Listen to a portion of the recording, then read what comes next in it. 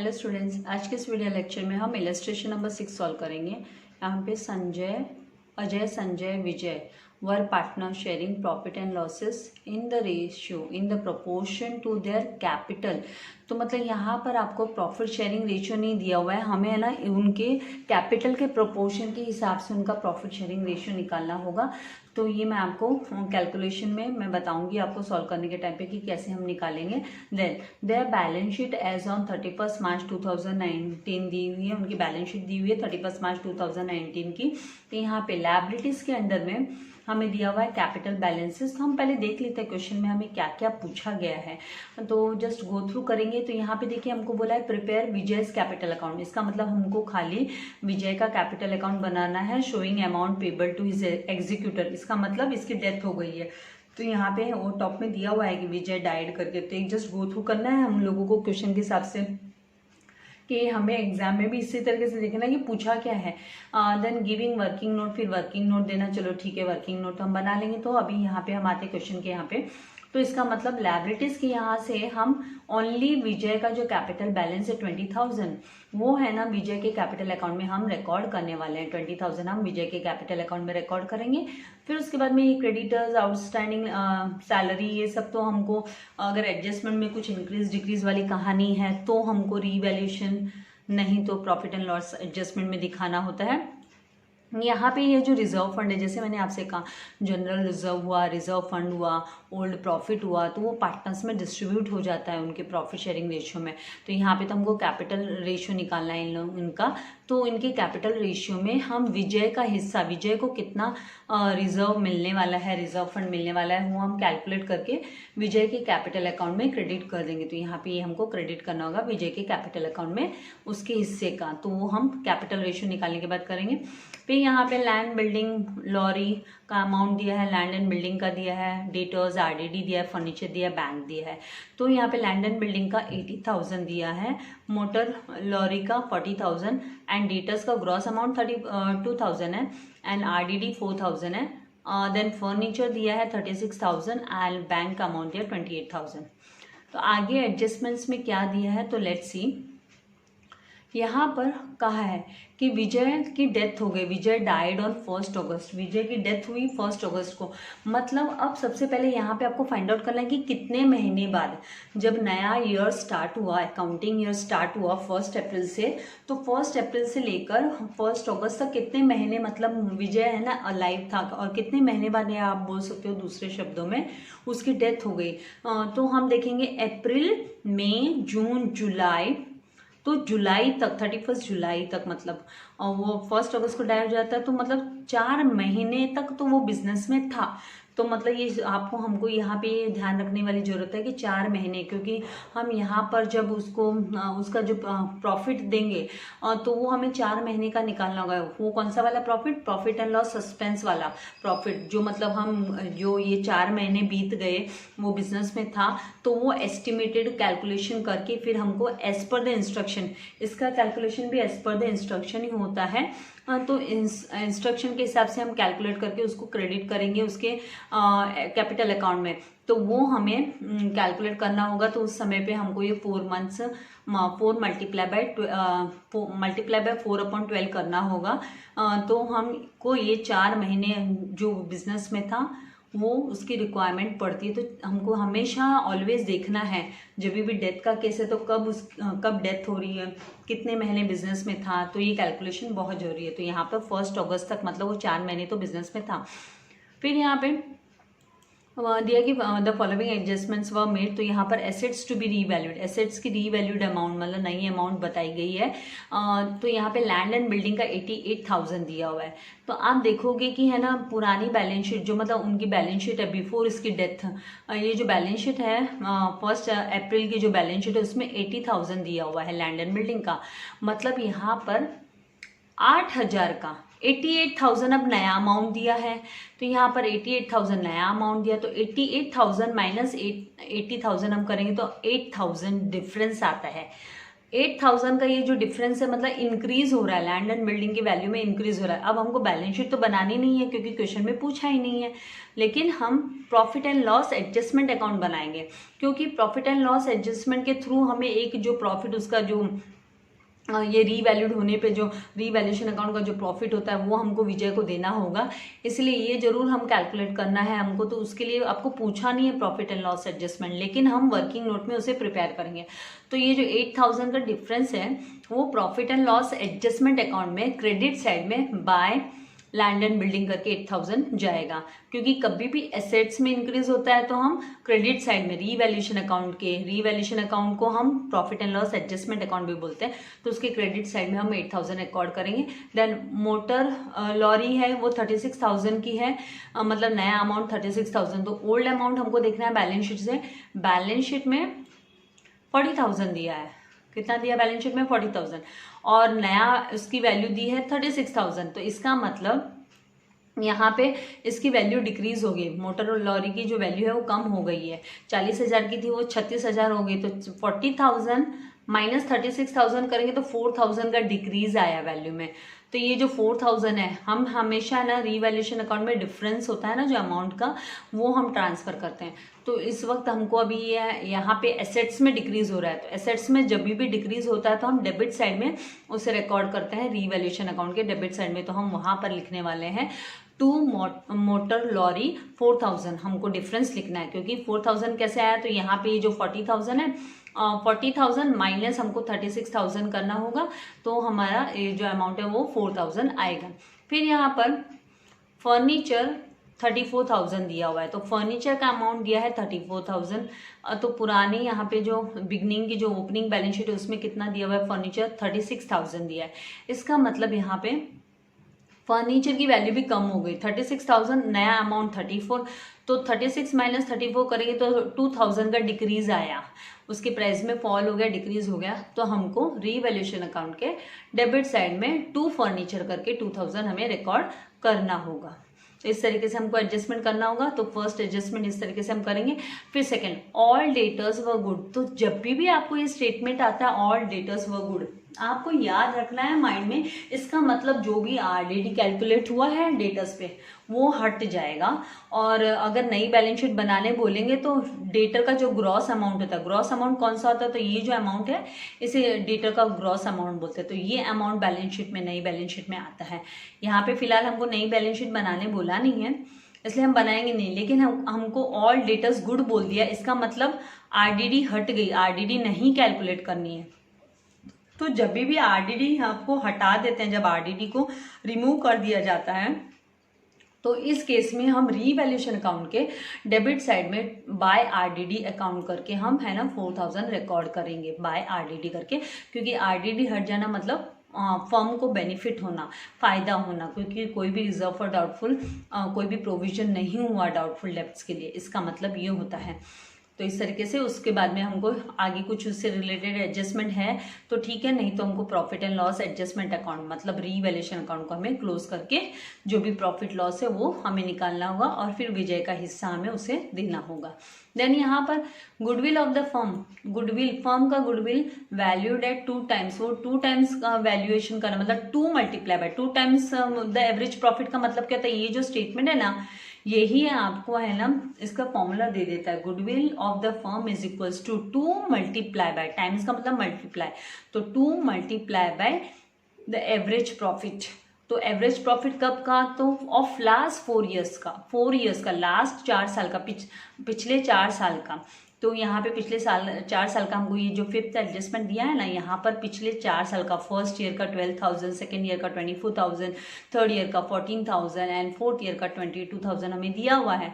तो हमको इसका एवरेज निकालना पड़ेगा। तो ये 72,000 होगा, क्योंकि 12 प्लस 24 36 होता है, 36 प्लस 14 किया तो 50 होता है, एंड 50 प्लस 22 किया तो 72,000। तो 72,000 अपॉन 2 करके और फिर मल्टीप्लाई बाय 2 करेंगे तो हमें गुडविल ऑफ द फर्म मिल जाएगा। इसका कैलकुलेशन मैं आपको बताने वाली हूँ, क्योंकि ये आपको वर्किंग नोट में पूछा भी गया है, तो आपको बड़े सिस्टमेटिकली इसका आंसर देना होगा, क्योंकि इसके लिए आपको मार्क्स होगा। अगर बोर्ड एग्जाम में आपको इस तरीके से बोला होगा कि गिव वर्किंग नोट, तो डेफिनेटली उसके मार्क्स होंगे ही होंगे, तो आपको सिस्टमेटिकली लिखना ही होगा।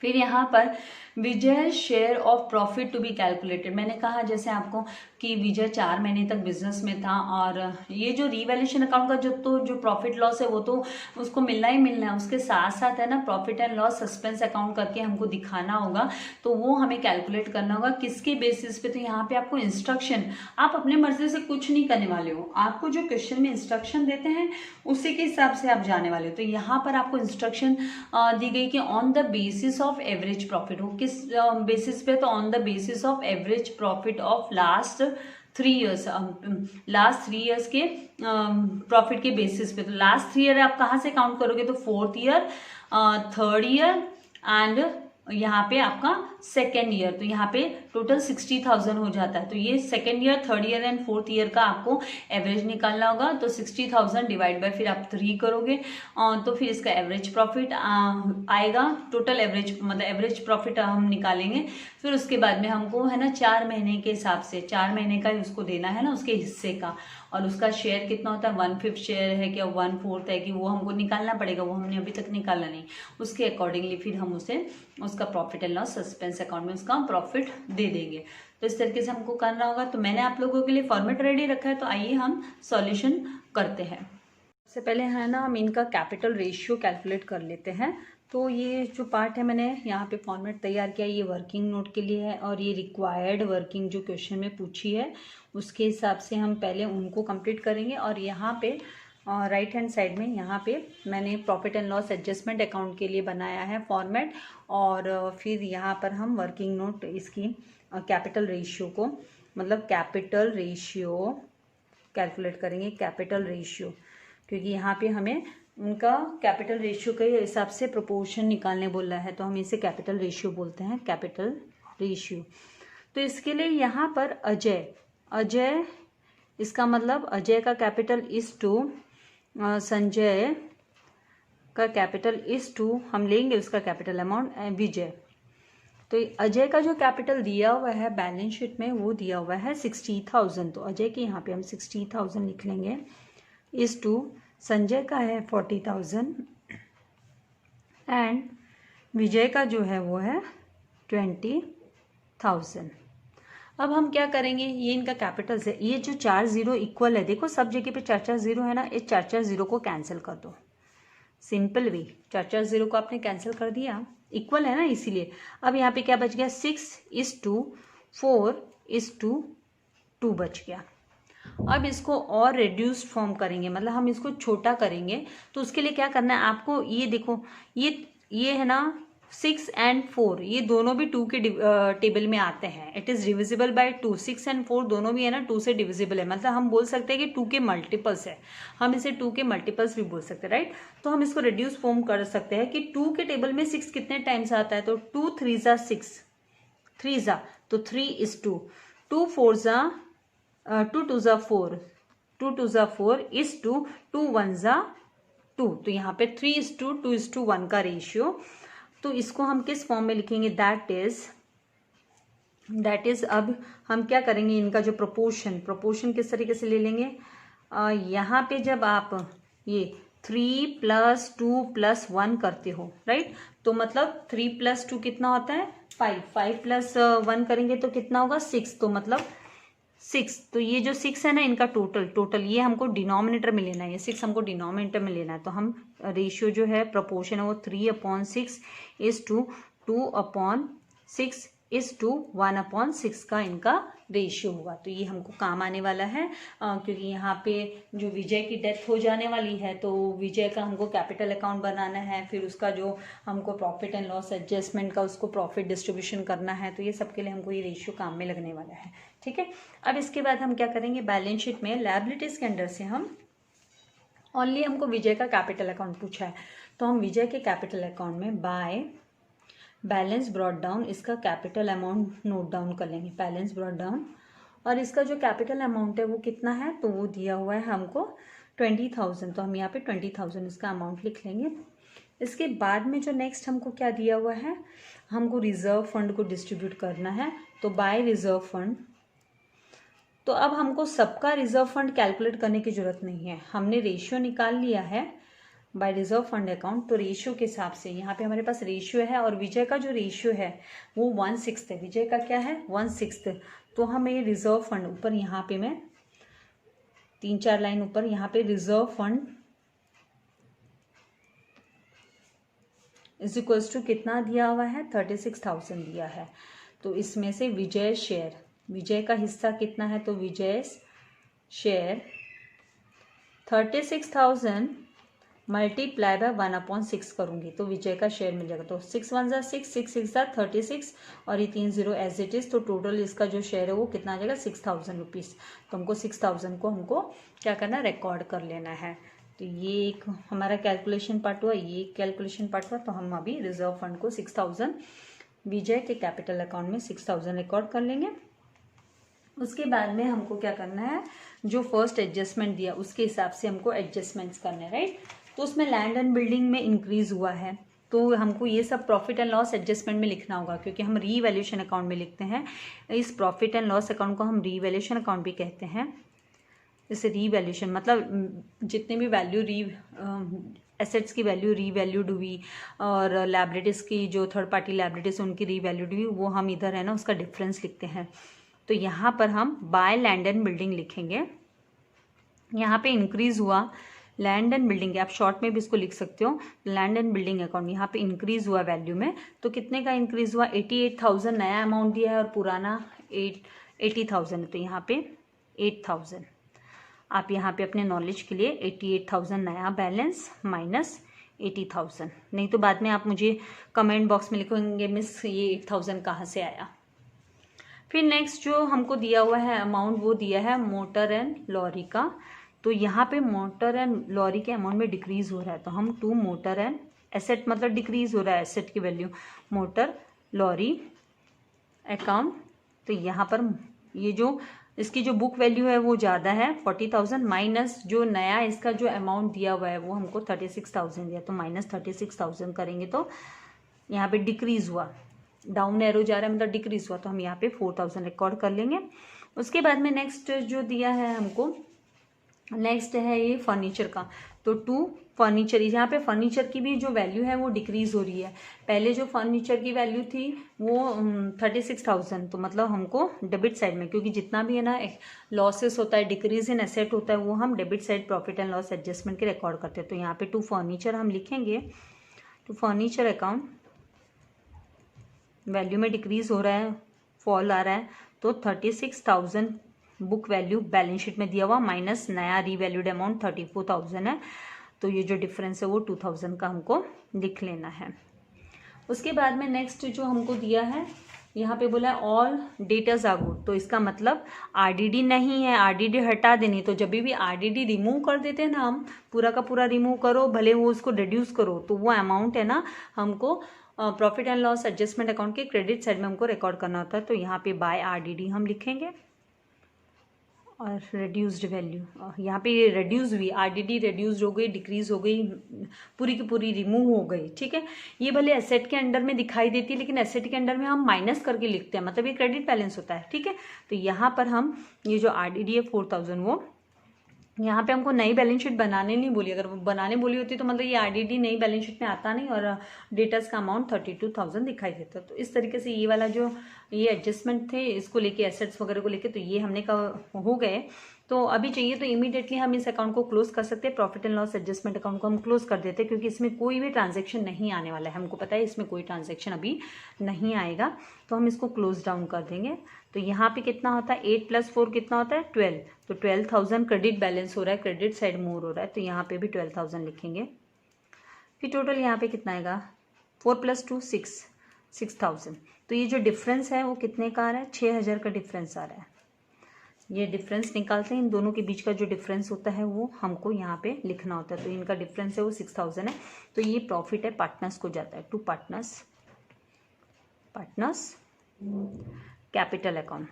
तो यहाँ पर तो हमको किसका खाली कैपिटल बनाने बोला है, तो हमें इसको यहाँ पे शॉर्ट में फटाफट है ना अजय का नाम और संजय। तो अजय को कितने हिस्से जाने वाले, तो अजय को 3 हिस्से अजय के, 2 हिस्सा संजय का एंड 1 पार्ट किसका है विजय का, विजय को 1 ही हिस्सा मिलने वाला है।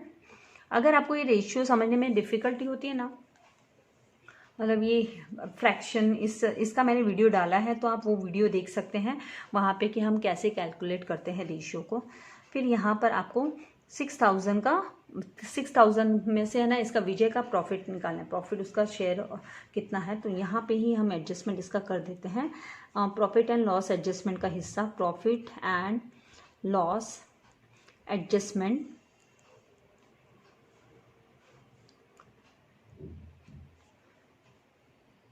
Share of Vijay.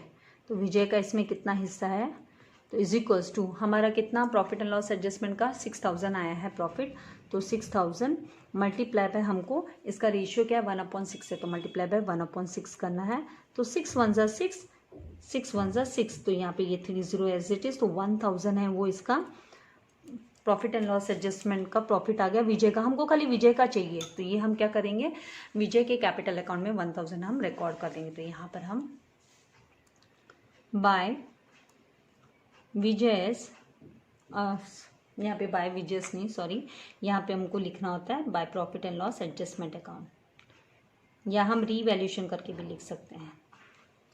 तो यहाँ पे profit and loss adjustment account हम लिखेंगे, और इसका जो बैलेंस है वो 1,000 हमने कैलकुलेट किया है, 1,000 इसका हिस्सा है, आ गया। अब इसके बाद हमको क्या करना है, अब हमको यहाँ पर जो स्टेटमेंट के हिसाब से हमको इनका एवरेज प्रॉफिट और वो गुडविल निकालना है, तो वो हमको क्वेश्चन में वो वर्किंग नोट हमको दिखाने भी बोला है कि आपको शो करना है, तो मतलब उसके आपको स्पेशल मार्क्स रहेंगे। वो डिपेंड करता है कि मार्क्स का बाइफर्केशन किस हिसाब से होता है। तो यहाँ पर सबसे पहले कैलकुलेशन ऑफ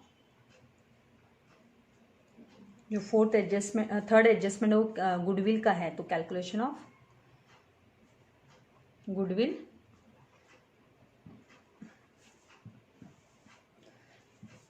तो इसके लिए सबसे पहले हमको निकालना होता है एवरेज प्रॉफिट। क्या कहते हैं, ये हमारा पहला वर्किंग नोट है। तो एवरेज प्रॉफिट मैंने आपको इसका कंबाइन भी दिखाया था कि आप कंबाइन भी निकाल सकते हो। Average profit is equals to क्या होगा फॉर्मूला, तो total number of years, total profit upon number of years. आपको जितने सालों का प्रॉफिट दिया रहेगा उतने साल का प्रॉफिट आप ऐड करोगे और उसको divide by number of years करोगे। आपको अभी तक एक भी है ना इसमें केस लॉस वाला नहीं आया, वो मैं बाद में, आप लोग एक बार थोड़े पक्के हो जाओ ये सम्स को सॉल्व करने में, फिर मैं आपको सिखाऊंगी कि लॉस होता है तो किस तरीके से, मान लो 1 साल का लॉस हो तो किस तरीके से करेंगे, तो वो चीज़ भी मैं आपको सिखाने वाली हूँ, अभी नहीं। फिर यहाँ पे टोटल प्रॉफिट, तो सबसे पहला जो फर्स्ट ईयर का प्रॉफिट आपको 5th एडजस्टमेंट में दिया है, 5th एडजस्टमेंट में बोला है कि 12,000 फर्स्ट ईयर का प्रॉफिट है, तो 12,000 प्लस सेकेंड ईयर का 24,000 प्लस थर्ड ईयर का 14,000 एंड जो लास्ट ईयर है उसका 22,000, फोर्थ ईयर का 22,000। तो टोटल कितने ईयर का प्रॉफिट है, तो 4 ईयर्स का, तो डिवाइड बाय 4 करेंगे, number of years divide by 4। अभी 12 प्लस कितना होता है 24, 36 प्लस 14 करेंगे तो 50, 50 प्लस 22 करेंगे तो 72, तो 72 और ये 3 0 एज इट इज लिख लेंगे, तो 72,000 डिवाइड बाय हमको 4 करना है, ठीक है। उसके बाद में हम इसका 4 का टेबल रीड करेंगे, 4 1 जा 4, ठीक है, 4 1 जा 4, यहाँ पे भी 4 1 जा 4 ले लेंगे, 3 लेफ्ट हुआ, ठीक है। फिर बाद में 4 8 सा 32 होता है, तो यहाँ पर 8 आ जाएगा आपका और 3 0 एज इट इज, तो फिर 18,000 है ना, ये क्या आया, एवरेज प्रॉफिट आया, एवरेज प्रॉफिट 18,000 आया। अब गुडविल कैलकुलेट करने के लिए इसका फॉर्मूला है, वो स्टेटमेंट में ही दिया हुआ है आपको कि गुडविल ऑफ द फर्म, हमें अभी गुडविल ऑफ द फर्म निकालेंगे, तो गुडविल ऑफ द फर्म पहले निकालना पड़ेगा, विजय का गुडविल निकालने के पहले। तो goodwill of the firm is equals to हमें एवरेज प्रॉफिट, हमें मल्टीप्लाई करना होगा एवरेज प्रॉफिट में, क्या मल्टीप्लाई करना होगा, तो नंबर ऑफ ईयर्स परचेस। तो यहाँ पे 2 टाइम्स मतलब नंबर ऑफ ईयर्स परचेस हुआ, तो multiply by number of years purchase. Average हमारा कितना है, हमने कैलकुलेट किया 18,000, तो हम 18,000 मल्टीप्लाई बाय 2 करेंगे, तो आ जाएगा 18 2 जा 36 और 3 0 8 एज इट इज, तो 36,000। ये तो हुआ टोटल गुडविल, हुआ पूरी फर्म का गुडविल हुआ। ये किसका हुआ? पूरी फर्म का गुडविल हुआ। तो अब हमको क्या करना है, ये पूरे फर्म के गुडविल में से ना इसका हिस्सा निकालना है। किसका? विजय का। तो थर्ड जो पार्ट है हमारा, विजय शेयर, हमको क्या करना है? Vijay share in goodwill, share in goodwill is equals to goodwill of the firm, firm का गुडविल लेना है। ये इसलिए बोलती हूँ ताकि आपको मेथड पता हो। मल्टीप्लाई बाय आपको विजय का जो प्रॉफिट है रेशियो, विजय शेयर, मतलब उसका शेयर कितना है, तो उसका 1/6 शेयर है। उसका जो 1/6 शेयर है, प्रॉफिट शेयरिंग रेशियो को हम शेयर भी बोलते हैं, तो विजय शेयर उसका 1/6 शेयर है। तो यहाँ पर 36,000 मल्टीप्लाई बाय 1 हम 6 करेंगे, तो 6 1 जा 6, 6 6 जा 36 और 3 zeros एज इट इज। तो जो विजय का गुडविल है वो 6000 आ जाएगा। अब ये हम इस तरीके से आपको करना है, और ये अमाउंट अब हम विजय के कैपिटल अकाउंट में रिकॉर्ड कर देंगे बाय गुडविल अकाउंट करके। तो ये प्रोसीजर है पूरा। इसके अलावा कोई शॉर्टकट नहीं है, आप लोगों को ये सब प्रोसीजर सीखने ही होंगे। कुछ करना है तो मेहनत भी करनी पड़ेगी। अभी सेकेंड आपको क्या करना होगा, अब आपको प्रॉफिट उसको जो मिलने वाला है वो आपको फोर्थ जो एडजस्टमेंट आपका दिया है, calculate profit on the basis of average profit of last 3 years। तो calculation of profit on the basis, इस तरीके का जब स्टेटमेंट आएगा तो मतलब ये आपका प्रॉफिट एंड लॉस सस्पेंस वाला शेयर है, बेसिस ऑफ लास्ट 3 year, क्योंकि कैलकुलेशन ऑफ प्रॉफिट वर्ड दिया रहेगा लास्ट 3 years, तो एंड के 3 साल। तो आप सबसे पहले आपका क्या होगा, एवरेज प्रॉफिट निकालेंगे आप। Average profit is equals to, तो आपका कौन सा साल, दूसरा, तीसरा और चौथा साल, ये लास्ट 3 साल हो गए। तो 24,000 प्लस 14,000, तो यहाँ पे हो गया 38,000 प्लस 22,000 करेंगे तो 60,000 हो जाएगा, डिवाइड बाय 3, तो आ गया 60,000 डिवाइड बाय 3 करेंगे तो 3 1 जा 3, 3 2 जा 6, तो 2 ये 3 0 4 0 एज इट इज बच गए, तो 20,000। इस तरीके से ये हुआ टोटल प्रॉफिट। ये टोटल प्रॉफिट है, खाली विजय का नहीं है। विजय का हिस्सा आपको निकालना पड़ेगा, उसके लिए आपका फॉर्मूला है Vijay share in profit, share in profit. ये सस्पेंस वाला प्रॉफिट है, प्रॉफिट एंड लॉस सस्पेंस करके हम इसे रिकॉर्ड करते हैं, याद रखना है। ये प्रॉफिट एंड लॉस एडजस्टमेंट वाला नहीं है। तो is equals to average profit multiply by विजय शेयर इन प्रॉफिट, विजय शेयर ऑफ प्रॉफिट। तो उसका हिस्सा कितना है, उसका शेयर कितना है, तो 1/6 है ना। तो आपको 20,000 मल्टीप्लाई बाय 1/6 करना है। अब यहाँ पे मैं तो आपको डायरेक्टली बता सकती हूँ कि 6 1 जा 6 और 6 3 जा, यहाँ पे 6 1 जा 6, यहाँ पे मल्टीप्लाई बाय इसको यहाँ पे आपको 1/यहाँ पे 4/12 भी करना पड़ेगा। जैसे मैंने आपसे कहा कि इसके जो नंबर ऑफ मंथ्स है वो भी हमको multiply by 4/12 number of months. 4 महीना बिजनेस में था तो इसको 4/12 इसके हिसाब से लेना पड़ेगा। ये प्रॉफिट एंड लॉस सस्पेंस के लिए यूज होता है, कितने महीने वो बिजनेस में। तो यहाँ पे 4 1 जा 4, 4 3 जा 12 ऐसे आएगा। और ये 6 से कैलकुलेट करने के लिए थोड़ा डिफिकल्ट हो जाएगा आपको, तो आप क्या करोगे, 6 3 जा 18 करोगे, इसको मत करो यहाँ पे। इसके लिए आप क्या करो, बेटर क्या करो, 20,000 को डिवाइड करने के लिए 20,000 अपॉन 6 3 जा 18 के हिसाब से आप डिवाइड करोगे। तो इसका डिवीजन कैलकुलेशन मैं आपको दिखा देती हूँ। तो यहाँ पर मतलब मुझे ज़्यादा यहाँ वहाँ नहीं जाना पड़े, पेज नहीं टर्न करना पड़े, तो मैं यहाँ पे आपको दिखा देती हूँ इसका कैलकुलेशन। जैसे आपका या यहाँ बेटर रहेगा, थोड़ी स्पेस अच्छे से दिखेगी। तो यहाँ पे जैसे आप है ना लोअर स्टैंडर्ड में आपने मतलब ऐसा नहीं है कि आप अभी नहीं कर सकते हो, जो लोअर स्टैंडर्ड में नहीं किया, डाउट होता है तो इस तरीके से करो। 20,000 को 18 से डिवाइड करोगे तो ये 2 आप ले रहे हो, राइट। 18 1 सा 18, तो ऊपर 1 लिया आपने, माइनस किया, 2 लेफ्ट हुआ, क्योंकि 20 माइनस 18 करने पे 2 लेफ्ट हुआ। फिर आप है ना इस ज़ीरो को नीचे ले रहे हो, एक ज़ीरो नीचे ले रहे हो, फिर वापस 18 1 सा 18 लिया आपने, फिर आपका 2 लेफ्ट हो गया माइनस करने पे, रिमाइंडर 2 हो गया। फिर आप ये वाला ज़ीरो नीचे ले लोगे यहाँ पे, तो 20 हो गया। फिर 18 1 सा 18 ले लिया आपने, फिर माइनस करोगे तो आपका क्या होगा, 2 लेफ्ट होगा। फिर आपका एक ज़ीरो बच गया देखो, तो ये ज़ीरो आप नीचे ले लोगे तो यहाँ पे ज़ीरो आ जाएगा। फिर 18 1 सा 18 ले लोगे। अगर आप इसके बियॉन्ड जाते हो, हालांकि अकाउंटिंग रूल से अब आपको डेसिमल लेके आने की जरूरत नहीं, क्योंकि डेसिमल को वैसे भी हम राउंडेड करते हैं। और फिर अगर आप इसके बियॉन्ड जा रहे हो अब, तो फिर आपको वापस ये ना 1 1 1 1 करके ही आने वाला है, क्योंकि रिकरिंग उसमें चलने वाला है, सेम उसमें रिकरिंग, तो उसकी आपको जरूरत भी नहीं है। तो यहाँ पे 4 टाइम्स 1 1 1 मतलब 1111 ये सस्पेंस प्रॉफिट होगा।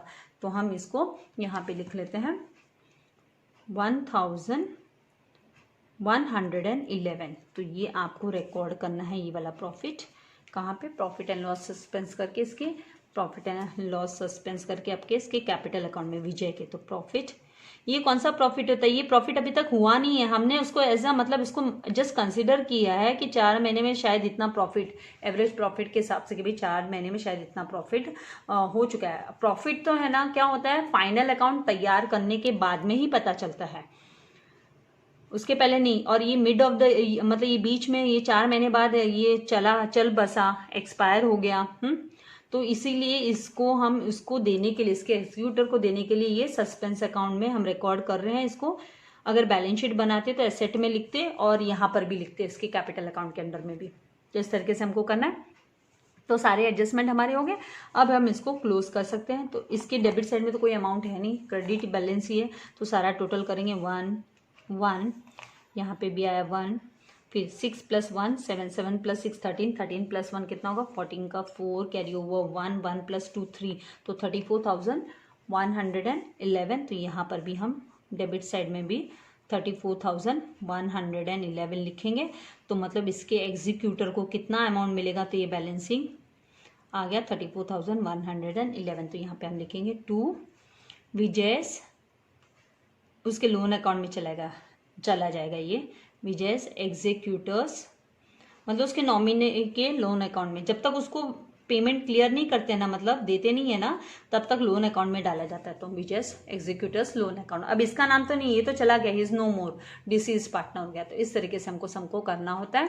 तो आई होप आपको समझ में आ रहा है, कैलकुलेशन पार्ट्स भी समझ में आ रहे हैं। प्रैक्टिस मेक्स मैन परफेक्ट, आप जितनी प्रैक्टिस करोगे उतना आपको कॉन्सेप्ट ईजी लगने लगेगा। यहाँ पे कोई भी मेरे पास जादू का पानी नहीं है कि मैं आप लोगों को सिखा दूँ, आपको प्रैक्टिस तो करनी ही पड़ेगी। मैं खाली आपको वे बता सकती हूँ, उससे ज़्यादा मैं कुछ नहीं कर सकती, राइट। तो एफर्ट्स तो आपको ही डालने होंगे। वीडियो को लाइक कीजिएगा, सब्सक्राइब कीजिएगा चैनल को, एंड फ्रेंड्स के साथ शेयर करना मत भूलिएगा। Thank you very much, God bless you all dear students.